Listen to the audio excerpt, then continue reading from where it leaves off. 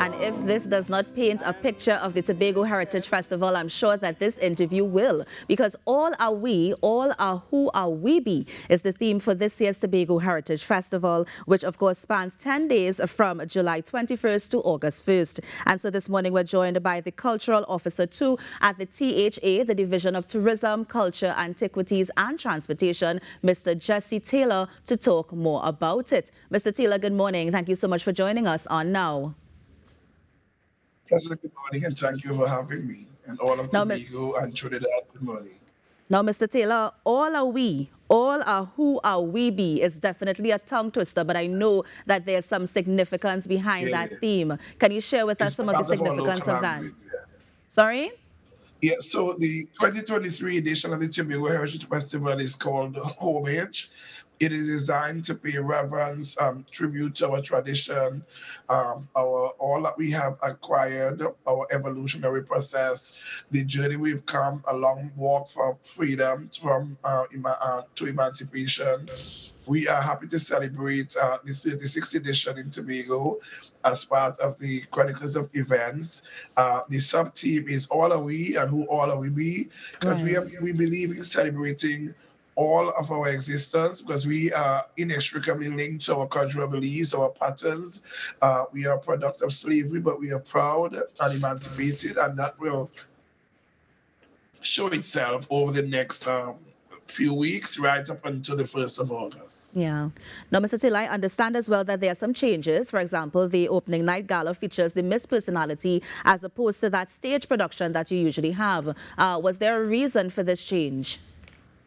Yeah, so we have looked at how we can package, given all that we have been faced with our economical climate and how we are able to package and create more value. So the idea is to merge into what is a very hybrid event, two of our most exciting, spectacular events that we call one of some of our flagship events. So we've merged the prestigious Miss Heritage Personality, which allows young women a platform for the expression of their beauty, their talent, and to represent areas of their ethnic heritage, and to allow those people who, what we call the people who are our town criers and who are really the people who speak about what we have achieved in the Calypso segment, which is another prestigious area in the form of the Tobago Heritage Monarch 2023. So Yeah. we merged that into one spectacular gala, but it doesn't devoid anybody who would have been accustomed to the spectacular associated and the pageantry of the opening night show. As between 6 to 7 p.m., there are a number of pre-show activities that will happen at Show Park, which is Dublin Festival Ground, in order to really still highlight and create some nostalgia. Of course. And as we're on the topic of that gala night, can you also share with us some of the other events that we can expect to see over that 10-day period? So we move right out of that. We would move right into the old time Carnival celebration. So there'll be elements of what Carnival used to be, and specific emphasis will be played on our traditional Carnival characters, and amongst them those that has their genesis in Tobago, like the People Doll, we have our Dabblerines, our Midnight Robbers, our Wild Indians. So we created entertainment, so we educate and we entertain. It is captured and centered around how Carnival used to be. We also have Natural Treasures Day in Charlottesville, so that's a very one of the outstanding events on the calendar of events, and you have an opportunity to journey right into the last end of the eastern end of Tobago, the village, and spend the day, and you would appreciate the culinary aspect and the reenactment of the things that used to happen by the river, the washing of the dead bed. There'll be folk songs, and there'll be a lot of things happening there, the Batty Mill. And then we move into the festival because we do believe that agriculture is very important and that the bounty of the land will be celebrated in its various forms, the byproducts and that kind of thing. So there are a number of things. There's a famous Salaka feast, and then we move to folk tastes and traditions, superstitions with Lekito. The old time Mariah wedding is a staple. That's always something that people look forward to when you go back to the 19th century style of wedding Yeah. with all its pomp and ceremony, and then we end with the final event, which is the emancipation. There are a number of fringe things that happens that would be set out in various forms so the public can have an opportunity to celebrate with us over the next 6 weeks. Yeah. Now, Mr. Taylor, I know that we are paying tribute during this year's festival, and so I'm wondering, is there any sort of thrust to return the Heritage Festival where it used to be? For example, I understand that it used to start a bit earlier in July and also to get more communities involved. So is the THA looking at kind of returning it to its earlier glory? Well, in fact, this edition allows for a lot more participation.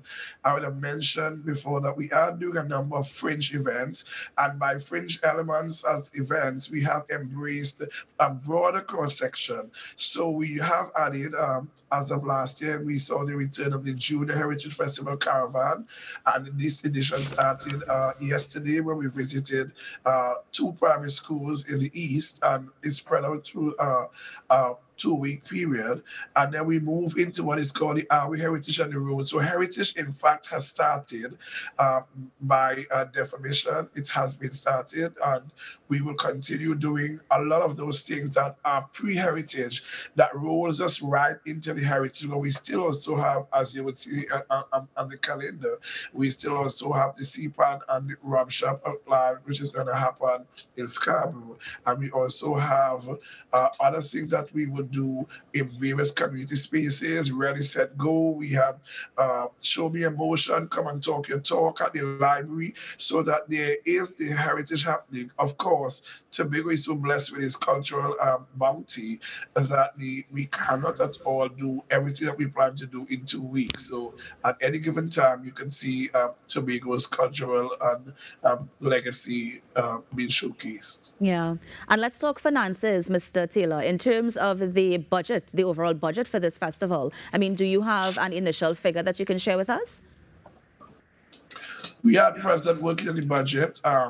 We are in good conversation with a number of our sponsors that we have approached. And of course, once we secure these sponsorships, we are having meetings and confirmations. So that will help us define what the actual figure is going to be. So the Honorable Assistant Secretary, Megan Morrison, will in due time do what she normally do so well, which will have the press conference and make other statements to support what we have just asked. Yeah, of course. And in terms of that public-private partnership, would THA be looking into partnering with some in the private sector to see if they can assist with some of that funding? Well, certainly, and that's what I'm saying. We have approached formally 9 pillars we have presented for sponsorship in various categories and amounts. I can say that we have been getting some traction. We have received some favorable comments, and we are doing meetings. As a matter of fact, we have some scheduled for today. So the conversation is looking good, and we are grateful for those things that we are likely to receive, and we are thankful in that anticipation of what is yet to come. Yeah. Mr. Till, I wanted to know how challenging or is it easy to maintain interest in the festival? Because I remember attending Tobago Heritage Festival when I was younger, but to be honest, I haven't attended in a long time. And I'm wondering if there are many like me who have not attended and what the THA is doing to sort of, bring that interest back to the festival. I'm glad you have asked that. So we have begun this rapid crusade into investing in tomorrow's youth today. And that's why I spoke strongly about those community fringe elements, because we believe that the children are the future. And what we are attempting to do is to teach them those things that we discovered and have discovered that they have not do not know or could know or should know at this point in time. Because as you know, we are wrestling against several other factors, competing factors in this modern world. So we are using this heritage as a vehicle for training. And that's why I said that emphasis is being placed on our youth, on our communities. We have a strong community stakeholder embrace. The division is passionate about the training and the cycling, about how we motivate, how we educate, how we monitor, and subsequently how we eventually evaluate. So we are looking at how we do the embrace and ensure that there's the intergenerational transfer of our knowledge and how we use these various forms to ensure that there's interest and growing interest. So our focus is very much amongst the youths, the children in the primary school and in the secondary school, and those people who are passionate about theatre arts and community life. So yes, that's what we are doing. So that what you see is the brainchild of this administration and under the patronage of the secretary and the assistant secretary with specific, who is passionate about how we retain our authentic culture. So yes, that's what the focus is. It's not just about showcase and about performance. It's Good. about maintenance and how we provide a platform for its preservation. Yeah, I like that you mentioned that, Mr. Taylor. And quickly, before we go, just remind us where we can go to get more information about the Heritage Festival. So certainly, the Secretariat, our office is set up at the prestigious Shore Park complex, and we are in Scarborough, Tobago, just off Spring Garden. So we are available. Also, additionally, information can be had through the channels of the Tobago Festivals Commission and the head office, which is the Division of Tourism, Culture, Antiquities, and Transportation in San Jose, Scarborough, Tobago. And we are on the website, and our channels are well ventilated in other areas, including Instagram and other virtual forms. Good. Mr. Taylor, let me thank you so much for joining us this morning all the way from Tobago. And I wish you all the best for the Heritage Festival. Coming to Tobago and not having to see next year that you have not been around. Thank you that I was not there. Yes.